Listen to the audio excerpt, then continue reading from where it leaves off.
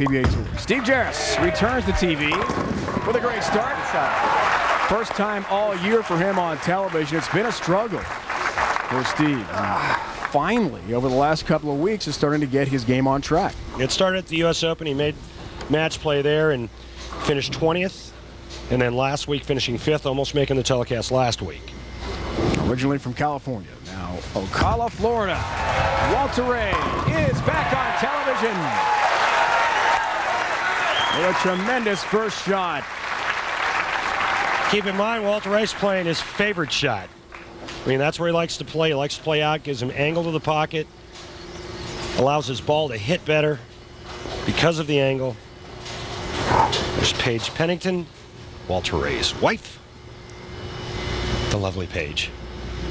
Used to seeing Paige on the TV set many times in a season. Nice late help. A double to start the day for Walter Ray, and that leads us to the Ace Hardware matchup. Either player, Randy, has not made a show until this year. Steve Jarris just getting his game going. Walter Ray really has been consistent despite no TV. Exactly. But look at that graphic there. 20 pins a game, higher average for Walter Ray Williams Jr.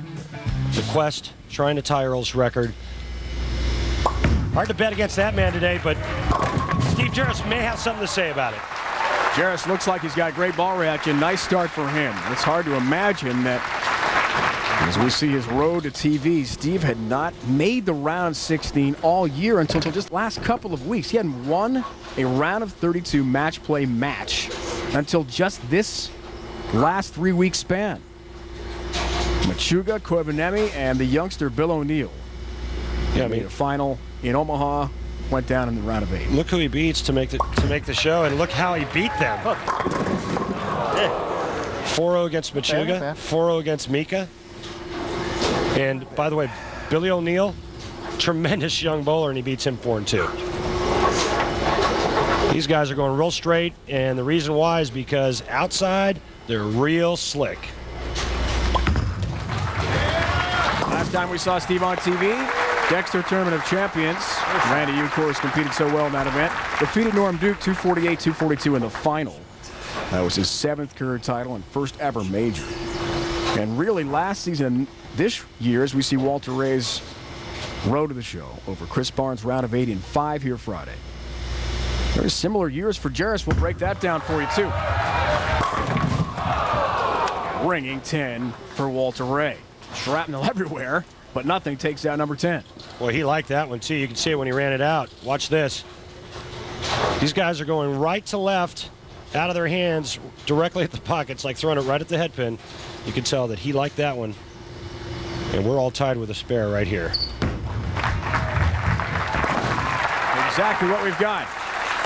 All even. Jarris, Walter Ray in the early going of this semifinal. Winner takes on Chris Collins, waiting for his first ever Denny's PBA Tour title. Walter Ray 1 win behind Earl Anthony. Mark Roth behind them at 34 wins. Pete Weber still active at 32. Parker Bone the third. Made the show last week in Buffalo. Is next with 30 career titles. Both players look like they have a real good ball reaction. They can get their ball in the 1-3 pocket. I think this match is going to come down to who gets the most breaks. Whose pin carry is better? We shall see. 22 event drought. Lack of TV for Walter Ray.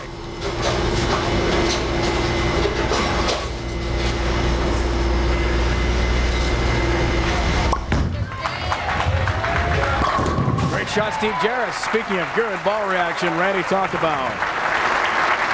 Check the date. Make sure you realize we do not have a live Denny's PBA Tour event next week. That's because Championship Week takes over all the hoops. But on March 19th, we're back with you from Taylor Lanes in suburban Detroit.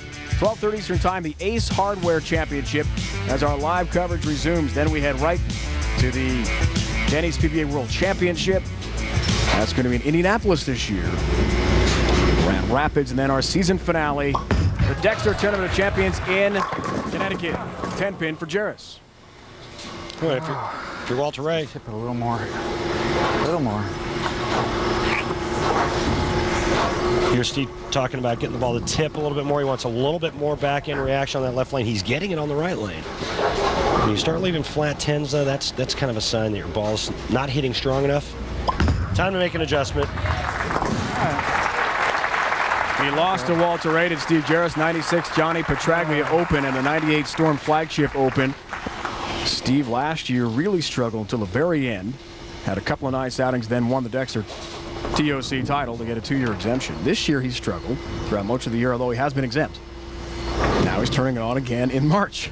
His own version of March Madness. Back to Walter Reid. Yes! 60 feet to success for the legendary Walter Ray Williams Jr. Continuing the quest for number 41. Is this his day? Right around the first arrow, going right to left. This time he carries the ring in 10, and now he has a 10-pin lead and can extend that to 20 with a strike here in the 6th frame. In this legendary bowling center, the closest he's come to winning a title, the 89 Firestone TOC. Lost to Del Bauer Jr. in the final. Are you kidding me? Wow, 8-pin. He can't believe it either, Randy. You gotta be kidding me. Great shot. Wow. Well, they call this the only natural tap in bowling when you leave a solid 8-pin. Bowling ball went right by it. All right, come on. An awful break on a great shot. Could have taken a 20-pin lead there with a spare here. It'll only be 9, and life for Jarris. Deadeye, of course, takes care of the single-pin conversions. Won 6 majors, 6 times Player of the Year, but has gone 34 events without a title. The longest in the new TBA era for Walter Ray Williams Jr.